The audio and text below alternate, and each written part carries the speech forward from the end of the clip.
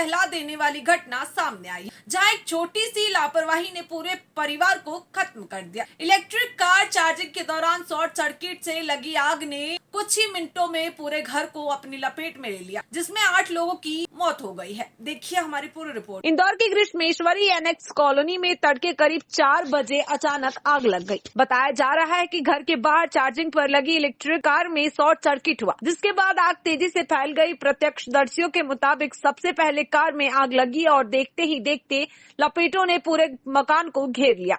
आग इतनी भयानक थी कि कुछ ही मिनटों में घर पूरी तरह जलने लगा। स्थानीय लोगों ने किसी तरह 4 लोगों को बाहर निकाल लिया, लेकिन ऊपर की मंजिल पर लगे इलेक्ट्रॉनिक लॉक सिस्टम के कारण दरवाजे नहीं खुल सके और 8 लोग अंदर ही फंस गए। दमकल और स्थानीय लोगों की कोशिशों के बावजूद अंदर फंसे लोगों को नहीं बचाया जा सका। घटना के बाद इलाके में मातम पसरा हुआ है। घटना की सूचना मिलते ही मंत्री तुलसी सिलावट मौके पर पहुंचे और मृतकों के प्रति शोक व्यक्त किया। वहीं फॉरेंसिक टीम भी मौके पर पहुंची जांच में जुटी हुई है। गौरतलब है कि कुछ महीने पहले भी इस तरह की घटना में इलेक्ट्रिक गेट लॉक के कारण एक व्यक्ति की जान चली गई थी। फिलहाल प्रशासन मामले की गहराई से जांच कर रहा है। सुबह घूमने वाले एक अंकल थे, जोर जोर से आवाजें लगा रहे थे। मेरा जस्ट ऊपर ही घर है, गेट खुला था मेरा, और मेरी वाइफ ने आवाज सुनी और एकदम से मैं बाहर निकला तो जो गाड़ी थी उसमें चार्जिंग के टाइम पे आग निकल रही थी। सबसे पहले पूरी मल्टी के, क्योंकि वो आग इस तरफ फैल रही थी, जितने भी हमारी मल्टी के करीबन 8 परिवार के लोग रहते थे, सबको पहले एक एक करके सभी को हमने बाहर निकाला और हमने जो इलेक्ट्रिक का जो एमसीबी पहले तो उसको डाउन किया। उसके बाद हम लोग नीचे आए और सभी लोग आसपास के लोगों को हमने इकट्ठा किया। फिर किसी ने 112 पे फोन किया, किसी ने एम्बुलेंस को फोन किया।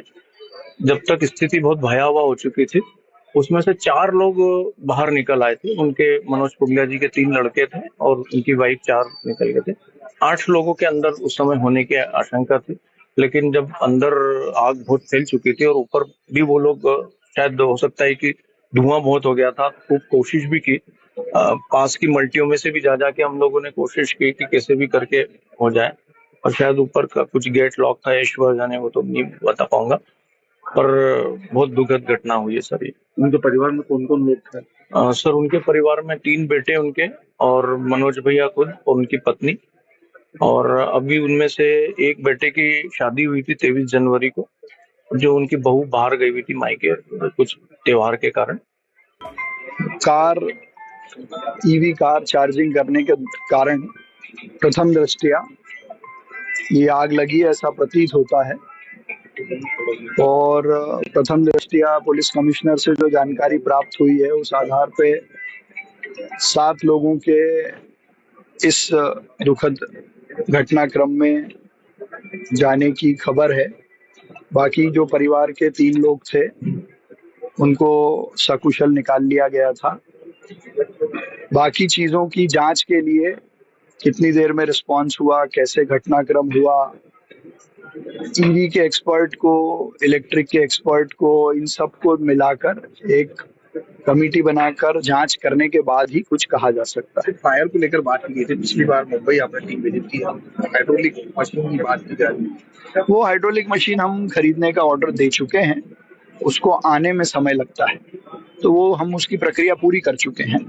और उसके अलावा भी नई दृष्टि से जिन संसाधनों की जरूरत है उनको भी हम लगातार प्रोक्योर कर रहे हैं। और यहाँ जो घटनाक्रम हुआ है इसके क्या कारण हैं उसकी एक बार विस्तृत जांच हो जाए, उसके बाद कहना ठीक रहे। ईवी को लेकर के बात कर रहे हैं, ईवी भैया ब्लास्ट हुआ, उसके बाद लगन की घटना घटी, ऐसा बताया जाता है। हाँ, प्रथम दृष्टया यही बताया गया है कि ईवी कार घर के बाहर चार्ज हो रही थी, उसमें पहले आग लगी और फिर घर में आग लगी। तो प्रथम दृष्टया तो ये बात आई है जो यहाँ एसडीआरएफ की टीम और पुलिस की टीम ने बताया है, पर क्या हुआ, कैसे हुआ और भी क्या घटनाक्रम हुआ उस पर एक बार विस्तृत रिपोर्ट